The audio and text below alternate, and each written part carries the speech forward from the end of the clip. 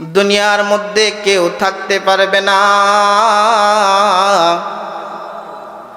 দুনিয়ার মধ্যে যতই বাহাদুরি করে, দুনিয়ার মধ্যে যতই রং তামাশা করে, এই দুনিয়া তো কাউকে থাকতে দেবে না। এই দুনিয়ার জমিন থাইকা সকলের একদিন চিরতরে চলে যাইতে হবে। দুনিয়ার মধ্যে সন্তানের আগে পিতা যাবে, পিতার আগে সন্তান যাবে, সন্তানের আগে মা যাবে, মার আগে সন্তান যাবে। এটাই দুনিয়ার সিস্টেম, এটাই দুনিয়ার নিজাম। এই দুনিয়ার মধ্যে কাউকে থাকতে দেওয়া হবে না। যিনি থাকতে পারে নাই জনাবে মুহাম্মদুর রাসূলুল্লাহ সাল্লাল্লাহু আলাইহি ওয়াসাল্লাম, তিনি তো থাকতে পারে নাই, আমারও আপনারও কোনো গ্যারান্টি নাই, ঠিক কিনা? এই দুনিয়ার মধ্যে কত বড় লোক, কত ধনী, কত ধন সম্পদের মালিক ছিল, কেউ দুনিয়ার মধ্যে হেরাম দেখায়া থাকতে পারে নাই। দুনিয়ার মধ্যে কত ধনী বড় লোক ছিল, তারাও থাকতে পারে নাই। এজন্য বলেন, कैसे कैसे ताजदारो बादशाहे चल बसेर, कैसे कैसे ताजदारो बादशाहे चल बसेर, ओ खजीना बाला खाना शान शौकत क्या हुई, ओ खजीना बाला खाना शान शौकत क्या हुई। এই দুনিয়ার মধ্যে অনেক সম্পদের মালিক ছিল সাদ্দাত, তিনিও থাকতে পারে নাই। ফেরাউন অনেক সম্পদের মালিক ছিল, তিনিও থাকতে পারে নাই।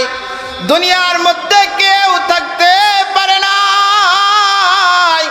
দুনিয়া থাইকা, এই মায়ার দুনিয়া থাইকা সকলের মৃত্যুর স্বাদ গ্রহণ করতে হবে।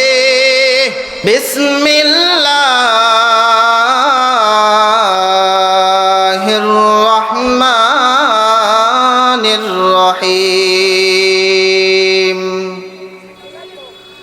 وأما من خاف مقام ربه ونهى النفس عن الهوى فإن الجنة هي المأوى. قال رسول الله صلى الله عليه وسلم ألا إن في الجسد لمضغة إذا صلحت صلح الجسد كله وإذا فسدت فسد الجسد كله ألا وهي القلب أو كما قال عليه الصلاة والسلام. وقال تعالى في شان حبيبه إن الله وملائكته يصلون على النبي يا أيها الذين آمنوا صلوا عليه وسلموا تسليما. সকলেই নামাজের দুরূদ পড়েন। اللهم صل على محمد وعلى آل محمد كما صليت على إبراهيم وعلى آل إبراهيم إنك حميد مجيد. اللهم بارك على محمد وعلى آل محمد كما باركت على إبراهيم وعلى آل إبراهيم ইন্নাকা হামিদুম মাজিদ। সকলেই মহব্বতের সাথে বলি বালাগাল উলা বিকামালিহি কাশাফাত দুজা বিজামালিহি হাসনাত জামিউ খিসালিহি সাল্লু আলাইহি ওয়া আলিহি নেহি দো জাহানে মিসালে মুহাম্মদ জমালে খুদা হে কমালে মুহাম্মদ বলাগল উলা বিকমালিহি কশফত দুজা বিজমালিহি হাসনাত জামিউ খিসালিহি সাল্লু আলাইহি ওয়া আলিহি। সকলেই পড়েন লা ইলাহা, আওয়াজ দিয়া আওয়াজ দিয়া লা ইলাহা লা ইলাহা ইল্লাল্লাহ লা ইলাহা। নৌকা চলে না মাঝি ছাড়া, রিস্কা চলে না চালক ছাড়া, দুনিয়া চলে না আল্লাহ ছাড়া, দুনিয়া চলে না আল্লাহ ছাড়া, মুমিন চলে না ঈমান ছাড়া। লা ইলাহা, সকলেই পড়েন লা ইলাহা ইল্লাল্লাহ। বহু দূরই মদিনা, কেমনে যাব জানি না, বহু দূরই মদিনা, কেমনে যাব জানি না। দয়া কর দয়াল আল্লাহ, দয়া কর দয়াল আল্লাহ, পুরাও মনের বাসনা। লা ইলাহা লা ইলাহা ইল্লাল্লাহু মুহাম্মাদুর রাসূলুল্লাহ সাল্লাল্লাহু আলাইহি ওয়াসাল্লাম। আলহামদুলিল্লাহ, দারুল উলুম ইসলামিয়া মাদ্রাসা ও এতিমখানা বাইতুন নূর জামি মসজিদের উদ্যোগে ওয়াজ ও মাহফিলের সম্মানিত সভাপতি, প্রধান অতিথি, বিশেষ অতিথি, প্রধান বক্তা, বিশেষ বক্তা, সামনে উপবিষ্ট বৃদ্ধ বাবারা, যুবক ভাইয়েরা, তলাবায়ে আইজমরা, বিশ্বজগতের বিশ্বপতি পালকের বিশ্ব দরবারে লাখো কোটি শুকরিয়া যে মহান রব্বুল আলামিন অত্যন্ত দয়া করে মায়া করে ভালোবেসে রহমতি বরকতি জান্নাতময় এক বাগানে ওয়াজ মাহফিলে আসার বসার এবং তার আল্লাহ রাসূল এবং আল্লাহ তাআলার বরত্ব শুনবার তৌফিক দান করছেন। এই জন্য শুকরিয়া আদায় করে সবাই বলেন আলহামদুলিল্লাহ। আরো জোরে শুকরিয়া আদায় করে সবাই বলেন আলহামদুলিল্লাহ।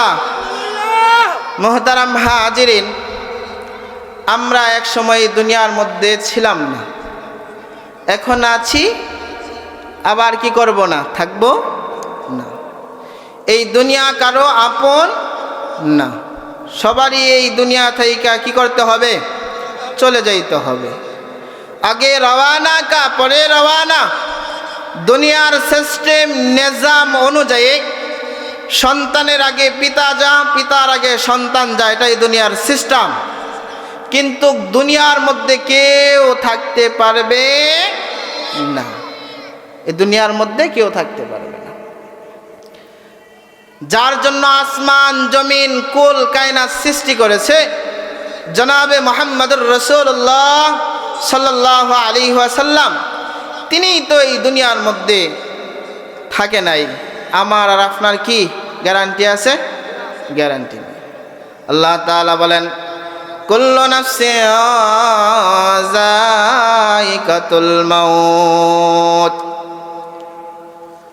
প্রতিটি প্রাণীর মৃত্যুর স্বাদ গ্রহণ করতে হবে।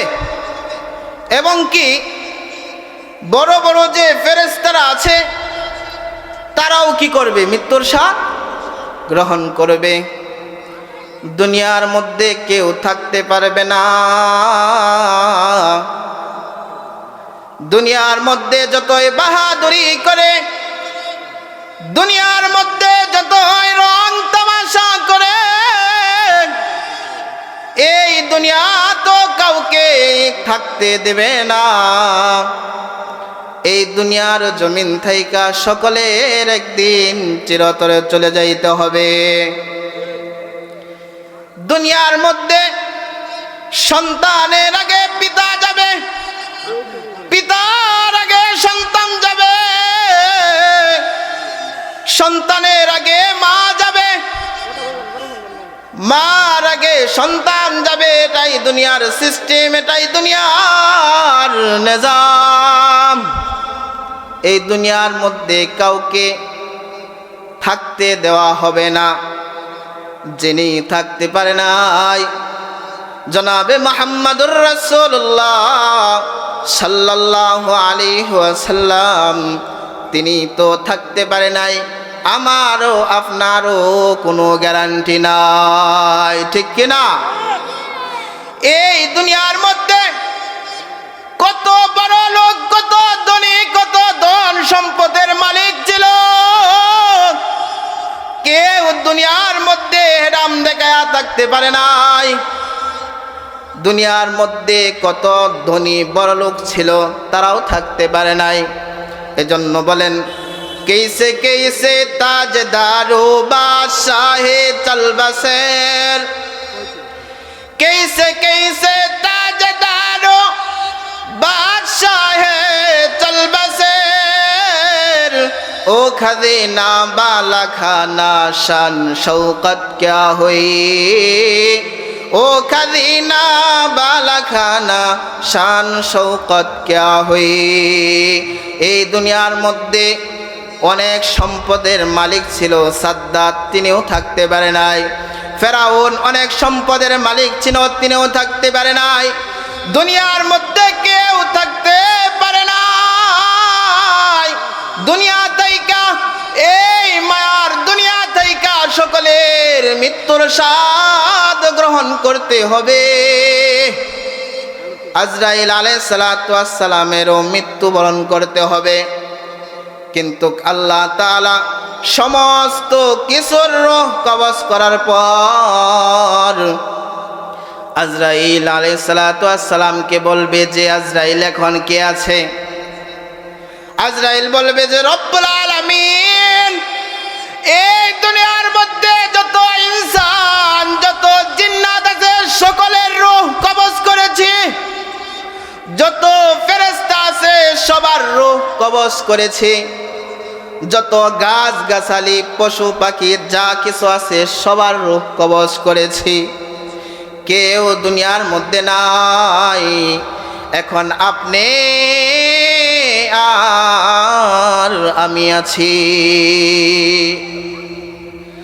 আজরাইল আলাইহিস সালাতু ওয়াস সালাম যখন বলবে, আল্লাহ তাআলা নির্দেশ দিবে যে, আজরাইল তুমি তোমার রূহ এখন কবজ করো। আজরাইল আলাইহিস সালাতু ওয়াস সালাম বলবে যে, আল্লাহ, দুনিয়ার মধ্যে কত মানুষের রূহ কবজ করেছে, কত মায়ের সন্তানের রূহ কবজ করেছে, কত পিতার সন্তানের রূহ কবজ করেছি, কত স্ত্রীর ফুল সজ্জার রাত হয়েছে ওইখান থেকে রূহ কবজ করেছি। আল্লাহ, এখন কি আমারও রূহ কবজ করতে হবে? আল্লাহ তাআলা বলবে যে, হ্যাঁ, তোমার রূহ কবজ করো। আজরাইল আলাইহিস সালাতু ওয়াস সালাম যখন তার রূহ কবজ করবে, আজরাইল আলাইহিস সালাতু ওয়াস সালামের শরীর থাইকা বলতে থাকবে, দুনিয়ার মধ্যে সব থাইকা কষ্টেও একটা জিনিস, সেটা হচ্ছে মৃত্যু। ঠিক না? সবারই মৃত্যুর স্বাদ গ্রহণ করতে হবে, এই দুনিয়ার মধ্যে কেউ থাকতে পারবে না। বাদশাহ হারুনুর রশিদ একদিন মন্ত্রী সভা করেছে।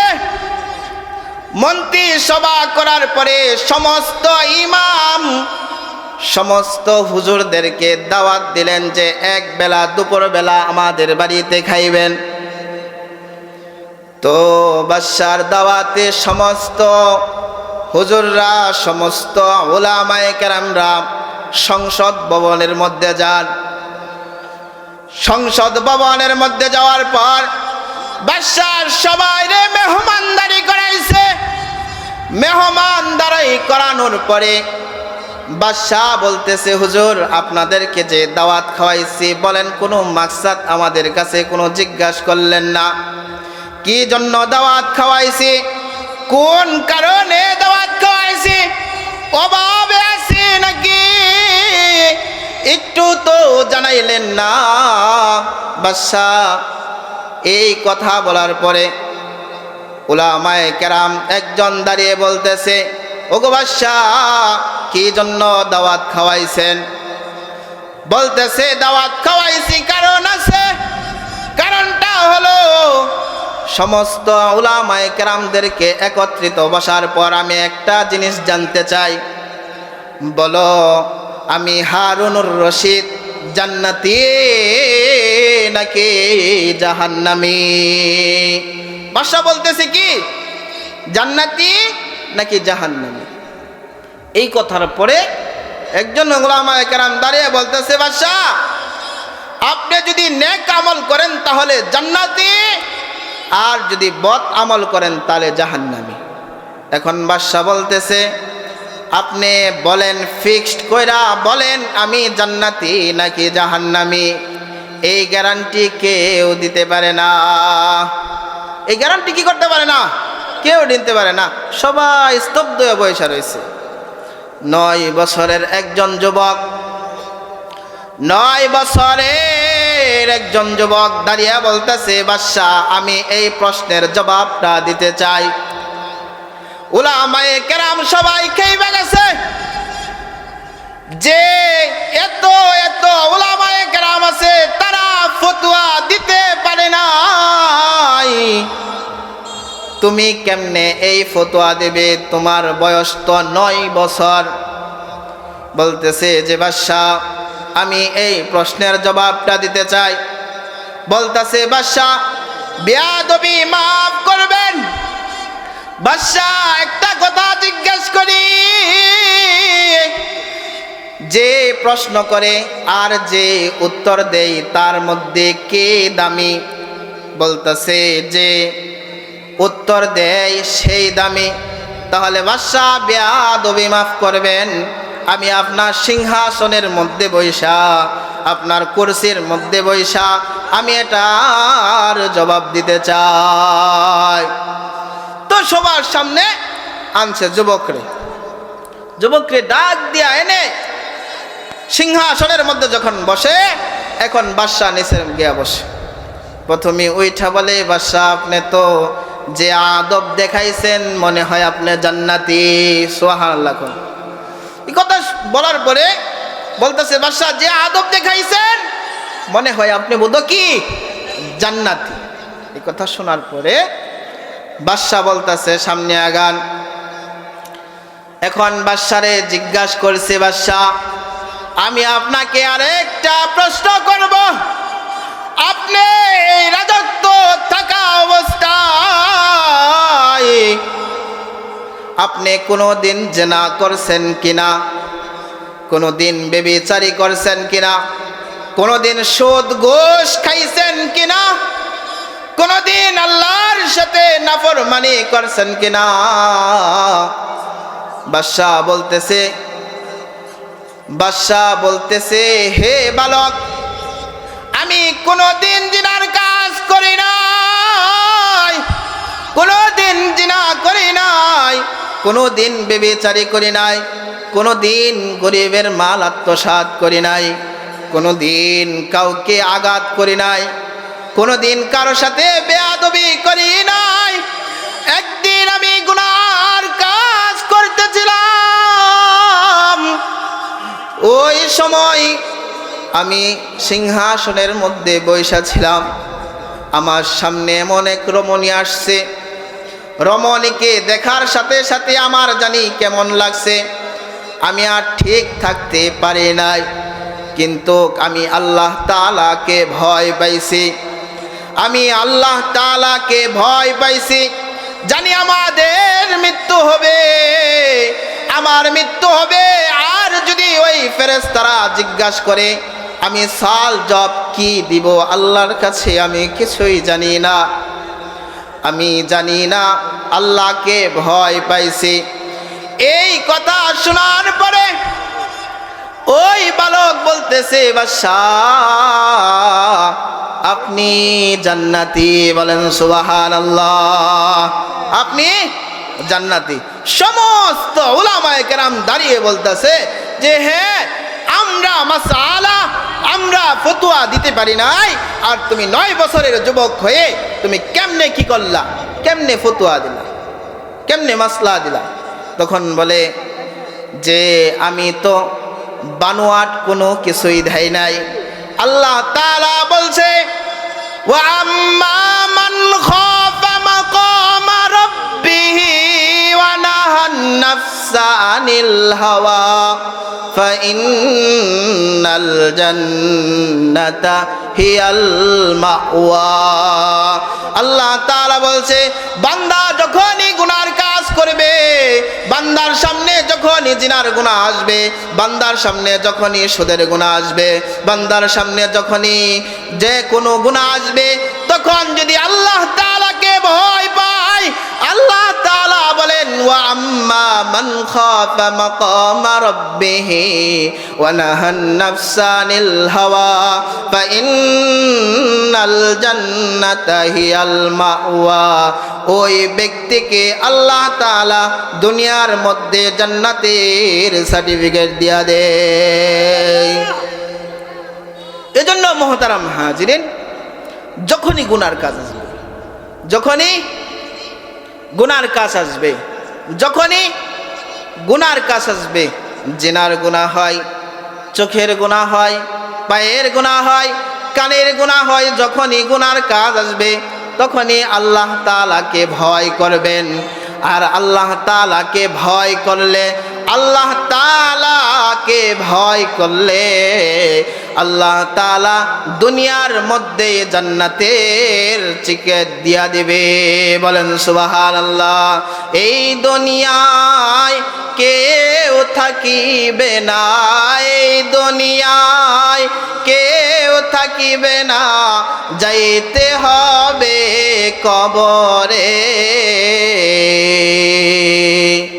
কি আমল নিয়া যাব আল্লাহ তাআলার দরবারে। আল্লাহ তাআলা আমরা যে কথাগুলো বললাম এবং শুনলাম, আল্লাহ তাআলা আমাদের উভয়কে, আগে আমাকে আমল করার তৌফিক দান করুক।